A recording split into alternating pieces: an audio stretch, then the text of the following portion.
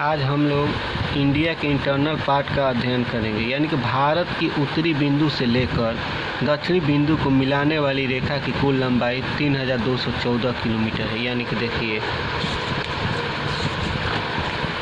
यानी कि यहाँ से लेकर यहाँ तक की कुल लंबाई हम लोग को दिया है। कितना दिया है? 3214 किलोमीटर। और देखिए दिया है भारत की पश्चिमी सीमा से लेकर पूर्वी बिंदु को मिलाने वाली रेखा की कुल लंबाई 2933 किलोमीटर है। यानी कि देखिए यहाँ से यहाँ तक की कुल लंबाई कितना है? 2933 किलोमीटर है। कर्क रेखा भारत के बीचों बीच से गुजरती है, जिसका नाम 23.5 डिग्री है, जिसे कर्क रेखा कहते हैं। देखिए कर्क रेखा भारत के बीचों बीच से गुजरती है। नहीं, यहाँ पर है कर्क भारत, ये ब्लू वाला भारत के बीचों बीच से गुजरती है 23.5 डिग्री पर। इसी को कहते हैं कर्क रेखा। जब गुजरती है ना, तो इसके बीच में भारत के 8 राज्य पड़ते हैं। कर्क रेखा के विभाजन के दौरान कुल 8 राज्यों से होकर गुजरती, यानी कि कर्क रेखा गुजरती है तो 8 राज्यों से होकर गुजरती है। इसका ट्रिक है मित्र पर गमछा झार। मी मतलब मिजोरम, त मतलब त्रिपुरा, प से पश्चिम बंगाल, र से राजस्थान, ग से गुजरात, म से मध्य प्रदेश, झ से गमछा, झ से हमारा गमछा छत्तीसगढ़ हो जाएगा, झार से झारखंड। यानी कौन सा राज्य कर्क रेखा पर स्थित नहीं, परीक्षा में आया था? यानी कि बिहार, क्योंकि कर्क रेखा नज़दीक ही है, लेकिन लड़के समझते हैं तो बिहार नहीं होगा, तो बिहार हम लोग का सही उत्तर हो जाएगा।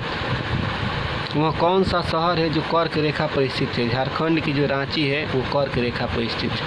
देशांतर के माध्यम से किसी भी देश के समय का मान निकाला जाता है। भारत की चौहदी नीचे से 8 डिग्री 4 मिनट नॉर्थ से शुरू होती है और ऊपर में 37 डिग्री 6 मिनट नॉर्थ में ख़त्म होती है। गुजरात के अंतिम छोर से अरुणाचल प्रदेश के अंतिम छोर के बीच में लगभग 2 घंटे का समय अंतर आता है।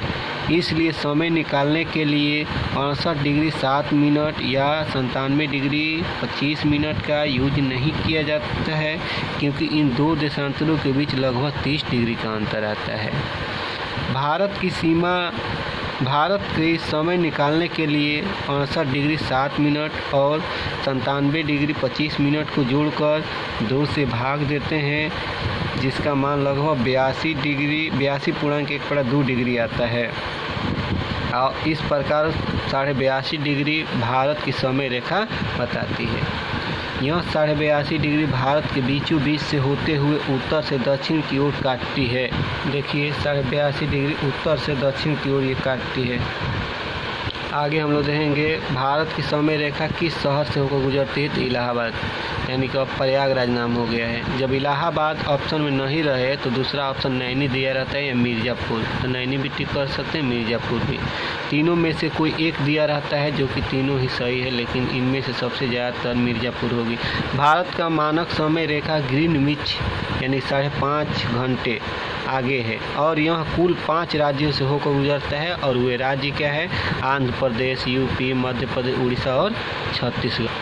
वर्तमान में भारत में कुल 29 राज्य और 7 केंद्र शासित प्रदेश हैं। यानी कि कौन कौन से ऐसे राज्य हैं जो समुद्री सीमा से जुड़ी हुई है, यानी पश्चिमी तट से जुड़े हुए राज्य? गुजरात, महाराष्ट्र,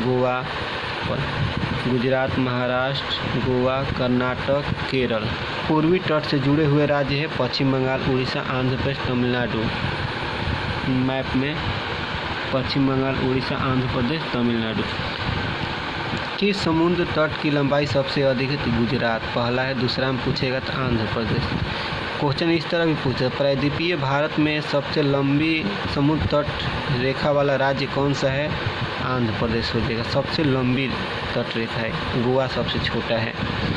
देखिए इस डायग्राम को भी अच्छी से देख लीजिएगा आपको।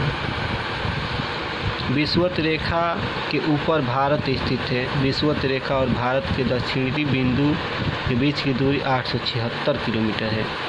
विषुवत रेखा से भारत का दक्षिणतम बिंदु कितना दूर है? 876 किलोमीटर। 8 डिग्री चैनल किसके बीच है? तो मालदीव और मिनीपोर्ट।